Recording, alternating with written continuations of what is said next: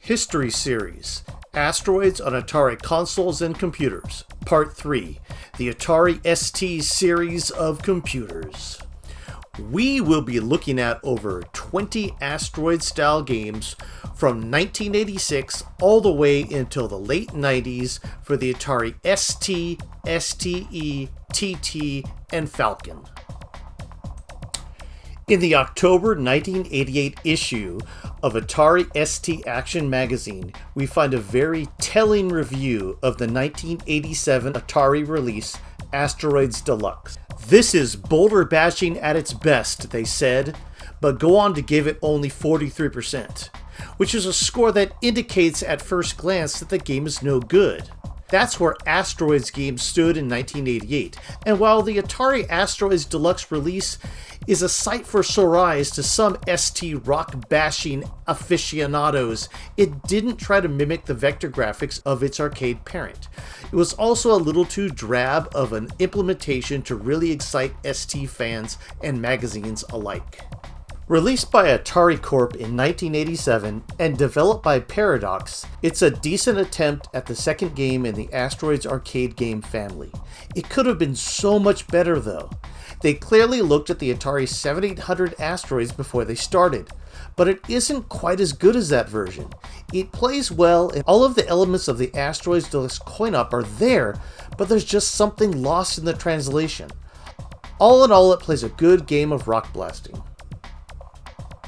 In 1988, we were really into Atari ST games. With our love of Asteroids and ST Action Magazine, you'd think we would have read this and searched this game out. But we didn't. The next game is probably the reason why we did not.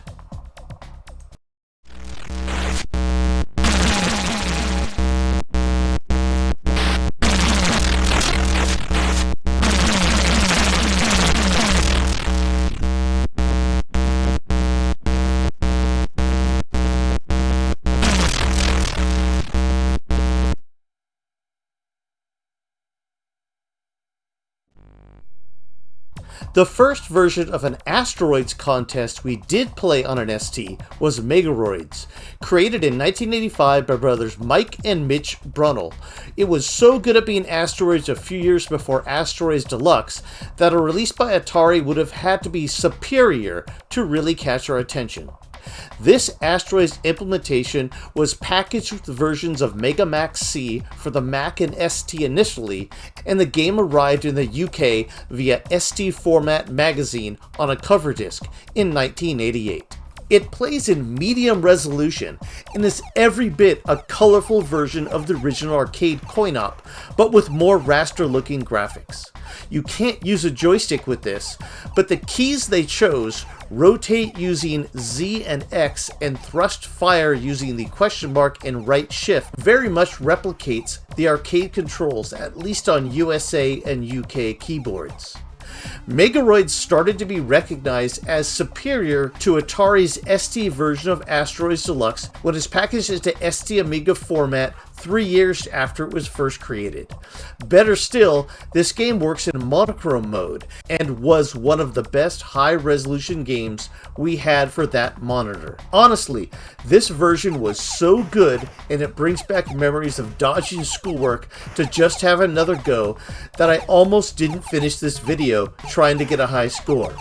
It's a simple but highly addictive Asteroids implementation.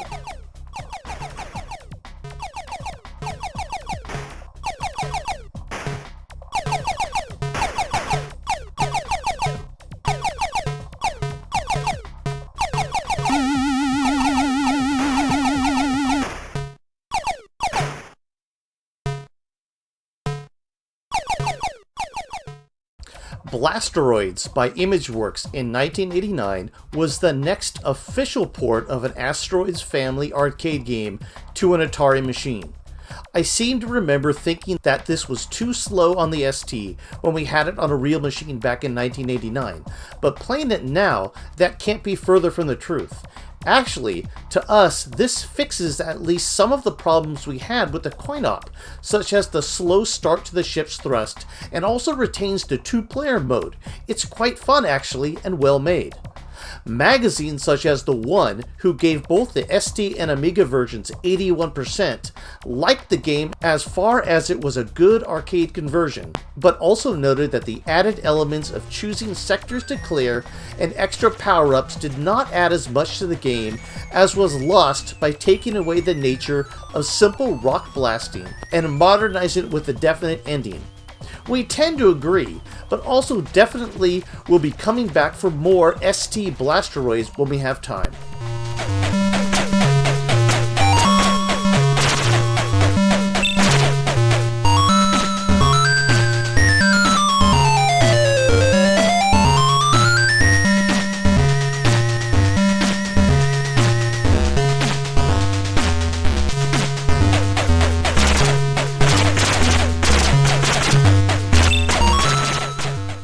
Who else had an Asteroids variant waiting in the wings to delight ST Czar Jazz lovers? None other than Jeff Minter. His excellent in every way Photon Storm, released on Atari's Arc label in 1990, is not 100% Asteroids, but it's quite a fun blaster that looks inspired by Asteroids. It's clear that Jeff Minter liked the classic rock blasting coin-ops at least a little bit, and this scrolling particle-filled blaster is definitely one to play if you do too. It's not 100% Asteroids, but uses the mouse and both buttons to perfection, creating possibly the best scrolling particle-filled mania this side of a Nuon. You know who wasn't impressed by Photon Storm? ST Format Magazine, who gave it a criminal 51%. They didn't like how frantic the game was. Other magazines of the time tended to agree, and Jeff Minter is even quoted on Moby Games as saying, "It's the worst game he's ever created." All that being the case, we do find the mouse control a little bit difficult, but the game has fine blasting where it counts, and we still find it an excellent blasting good time.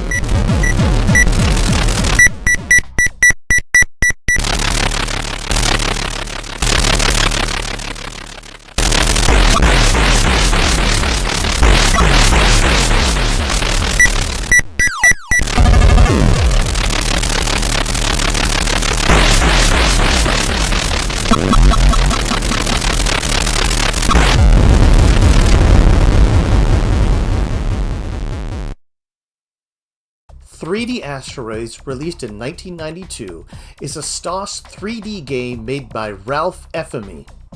Honestly, this is a pretty decent attempt at a 3D game.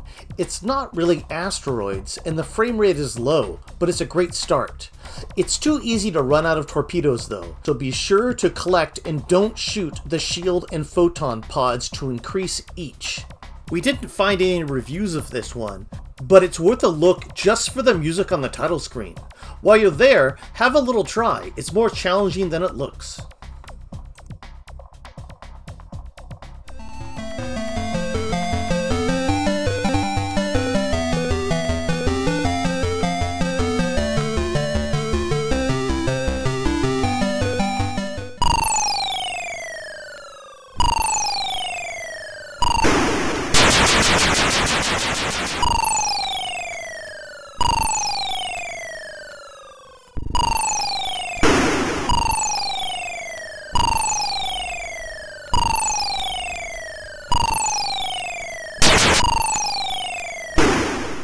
Asteroids was released by Sinister Development in 1992 and plays a rousing version of the classic Asteroids in low-res mono green and black or high-res 2-color black and white, and it's every bit as fun as the best we've seen so far. This shareware title allows you to modify the control keys or play with the joystick. Depending on how you initially played Asteroids, this allows you to set up your favorite scheme. The player ship is highly maneuverable with just the right amount of thrust applied, and you can fire off a lot of bullets at one time.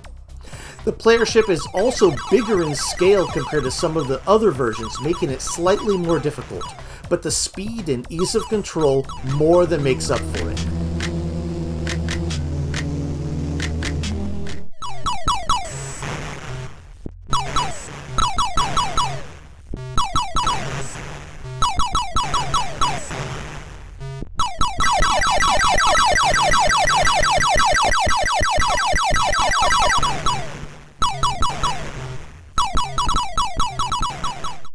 Here's an interesting one. Asteroid by Roger Detliff, 1992.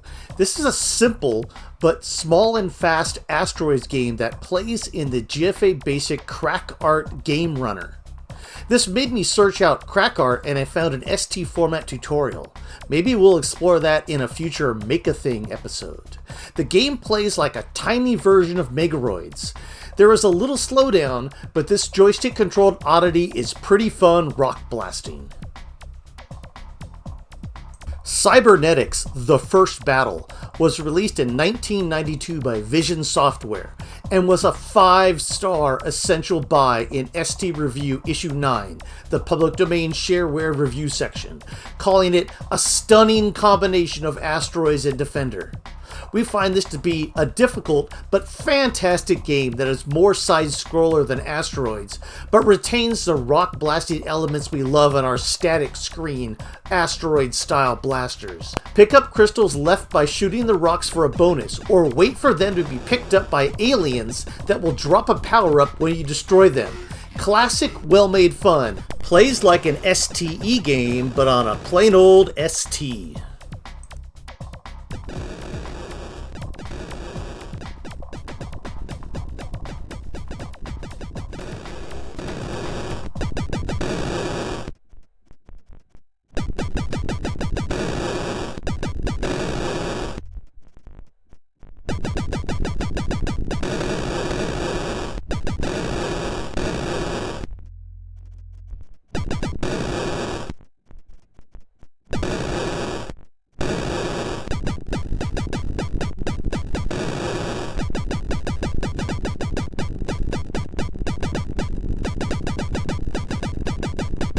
Shockwave detected.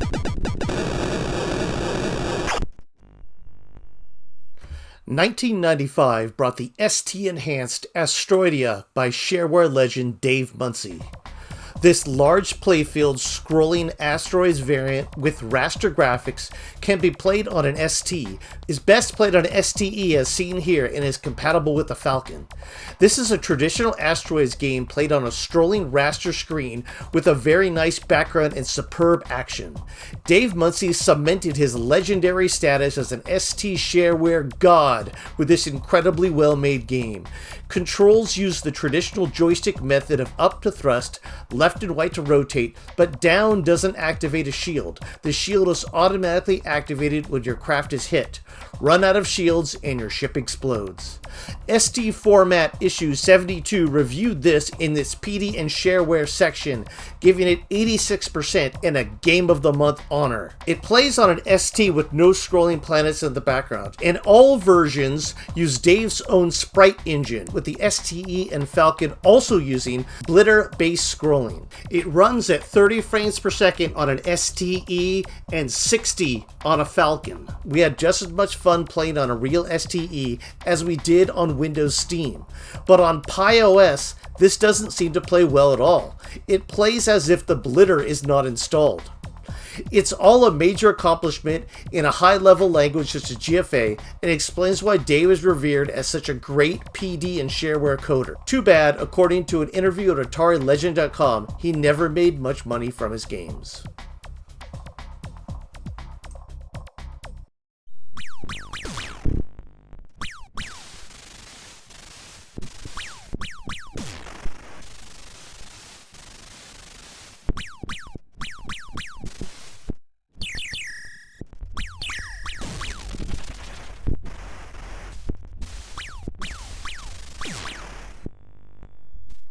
Astro 2000 by Cybernation Software was released in 1996.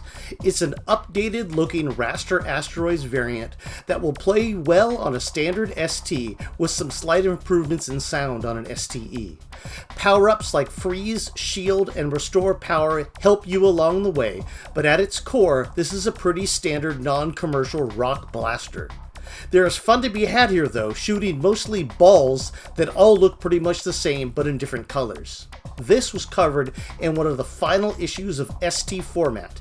They gave it an 85%, saying, "This is a good version of an arcade classic and well worth a play."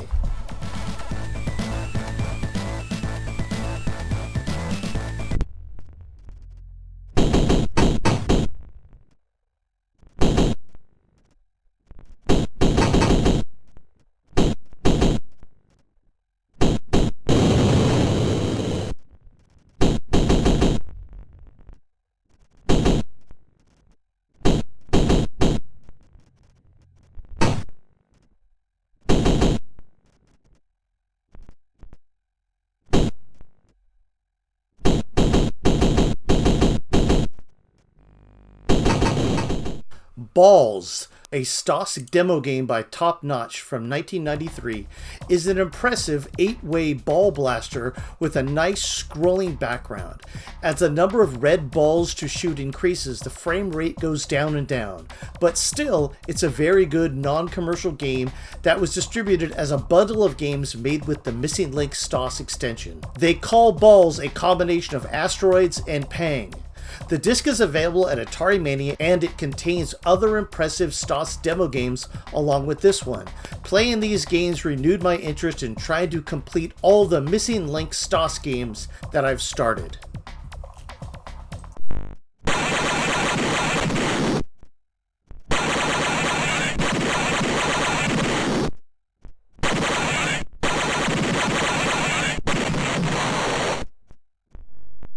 D-Res from Perfect Pixels in 1992 only currently exists as an ST Action demo game.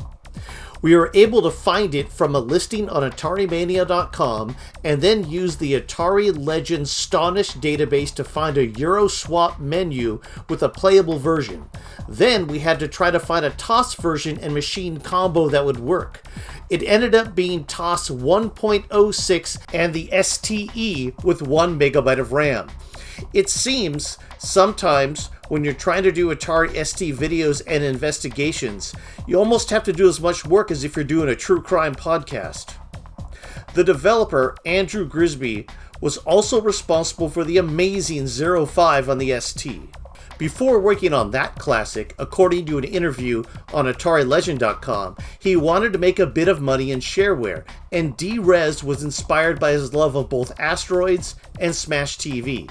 D-Res is mouse controlled, where pushing left and right spin your ship, the left button fires your weapon, and the right button thrusts your ship forward. It's not easy at first and takes some getting used to. This is one that really needs to be played on a real machine, as the mouse spin has been tuned to the ST mouse's non-twitchy controls. Lowering the mouse speed in the emulator does help quite a bit though. It's really well made, and a shame that a single level of stages are the only ones that exist. This STE only game makes use of the blitter and palette swapping techniques to give a very Jeff Minchery-esque gaming Zarjazz experience. ST Format issue 51 in October 93 gave it a 67% in its shareware PD section, saying it runs at a high speed with impressive effects.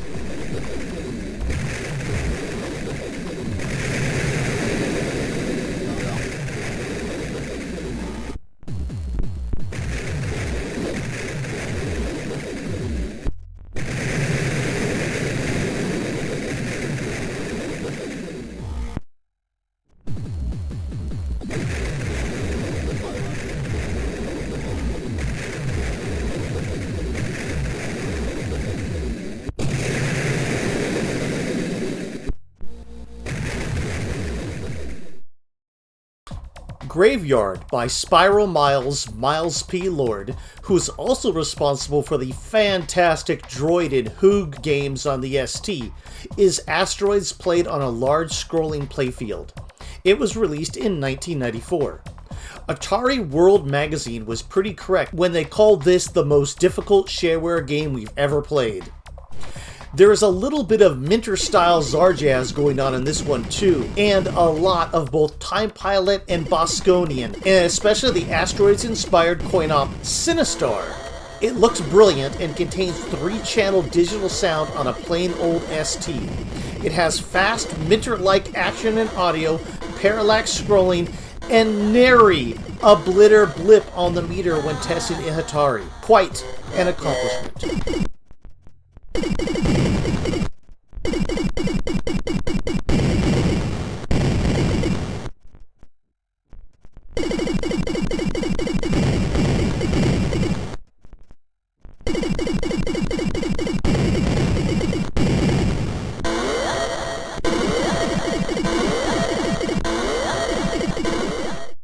Next up is Rayoid by Raymond Hill.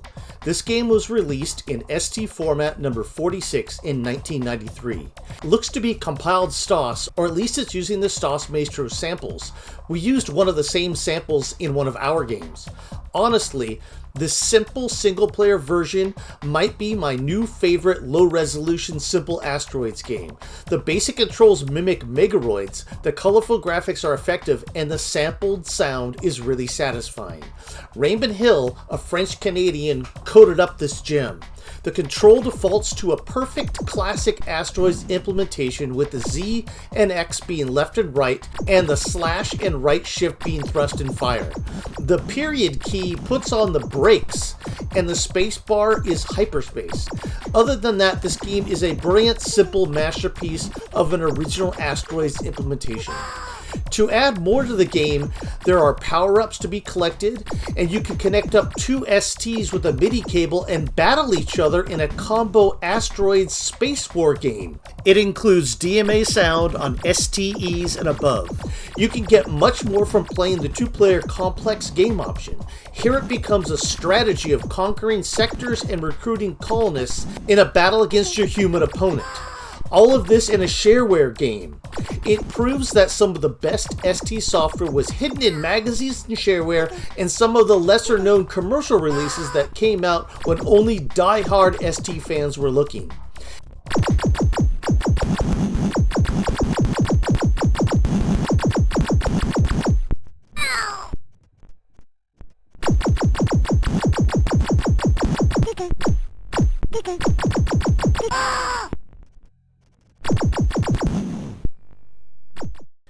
Shockwave by State of Mind.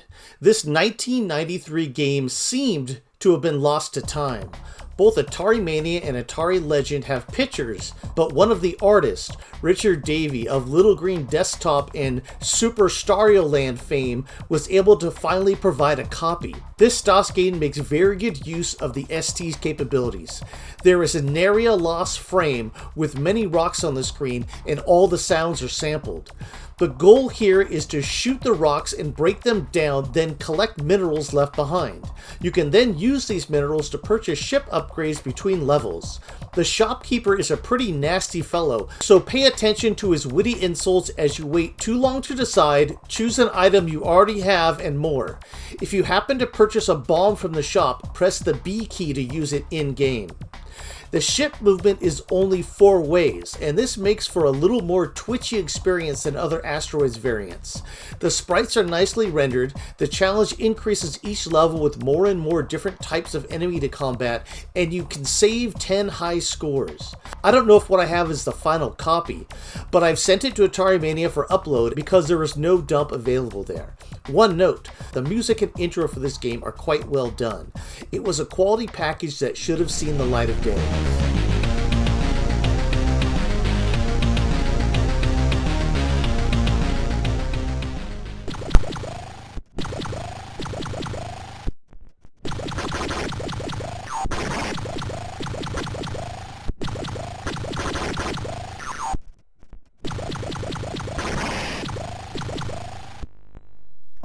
Space Killer by Osu Vet is a 1998 French release that is quite a unique surprise.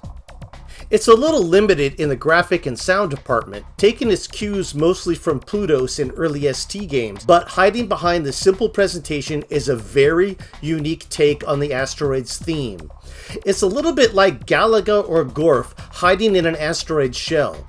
Each level, which you have to complete without getting killed, is a different classic arcade game style experience. It's a little like Triad on the Atari 8-bits, but without the tic-tac-toe macro game. When you destroy a screen full of baddies, sometimes they'll be carrying an extra player ship, which you really need to go forward. Capture that and you live for a couple more minutes. The only downside is the initial difficulty and the need to start the level over and over again when your ship is inevitably destroyed.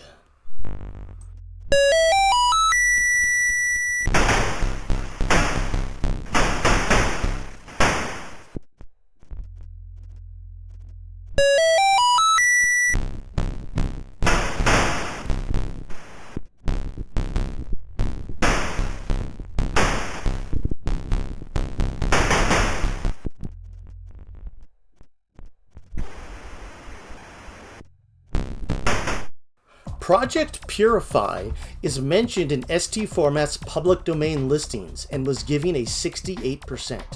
We had to search high and low and finally found a version of this that ST Comp uploaded to the AtariForum.com in 2008 from the LAPD library disk L93 mentioned in ST Format. We could not find it anywhere else though. In fact, we are looking for the rest of the LAPD library if anyone has access to it. I'm glad we found it because this STE only game is pure class rock blasting at its finest.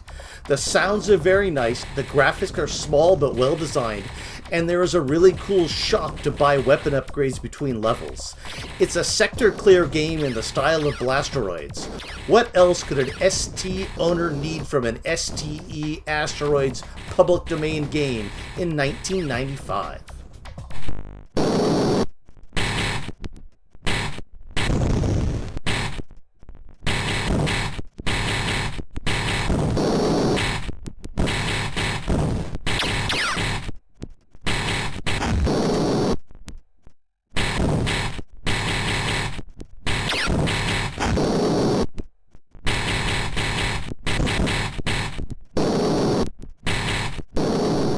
Before we get to the final, and probably the best game on our list, let's take a look at some Falcon Asteroids games and demos. Ganymed from Falcon High Color Games is a 1995 Martin Steen rock blaster. This is a pretty standard plain raster Asteroids clone with the look of a 386 VGA or Amiga 1200 game, at least in the background. It plays quite well and sounds very nice. The extra colors give the background planet a very nice, high-resolution look and feel. Martin was also responsible for both a Falcon Pac-Man and a horizontal scrolling shooter to look forward to when we explore those genres in the History series. The sounds are quite good and playable even in Atari emulation.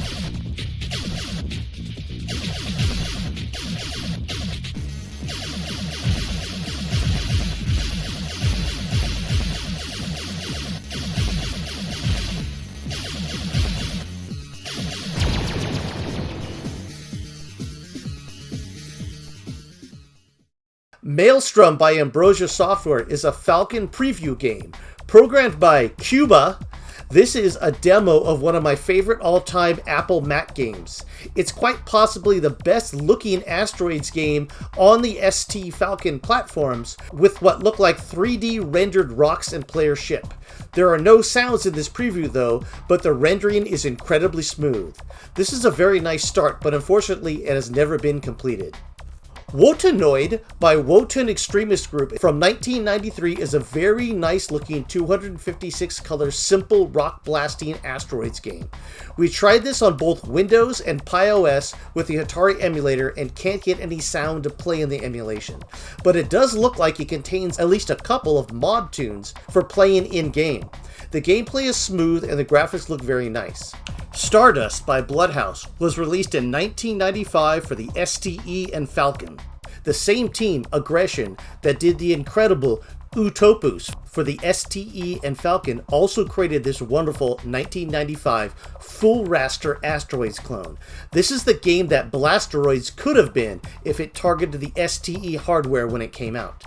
It's basically a showcase for every feature of the STE, from the increased color palette and multiple timer B color swaps per scan line to the blitter, hardware scrolling, overscan resolution, and DMA sound. It's all here in a 1995 showcase for how far the simple Asteroids concept can be taken on a 16-bit Atari computer. This game is nuts difficult, and I had to play it with a trainer on just to see the levels beyond the first. The only problem I had with the game is that the thrust is a little too wild at first until you get the hang of it. There's an overall map to explore just like Blasteroids, and quite a few tokens to collect, such as gun power-ups, shields, extra lives, and more. You can open up your weapons panel by pressing the spacebar. This will allow you to select one of the 5 weapon types you have collected, and will also direct your power-up upgrade G tokens to affect this newly selected weapon. With all of this on a single screen, you might ask where the hardware scrolling comes in. Well, let me show you. This impressive warp sequence is where you find it. After you kill the boss in each sector, you must traverse an impressive first-person rock-filled tunnel to get to the next sector. There are bosses and bonus levels and extra weapons and finally, a game that makes use of the STE and Falcon the way they were meant to be used. We had the 386 version of this via shareware in the mid-90s and never knew there was an STE version. As I recall, this is every bit as impressive or more than that version. It's undoubtedly the best upgraded Asteroids game on the ST range of computers. ST Format got very excited for this one. Not only will it show off your machine, it will blow your mind too. 94%.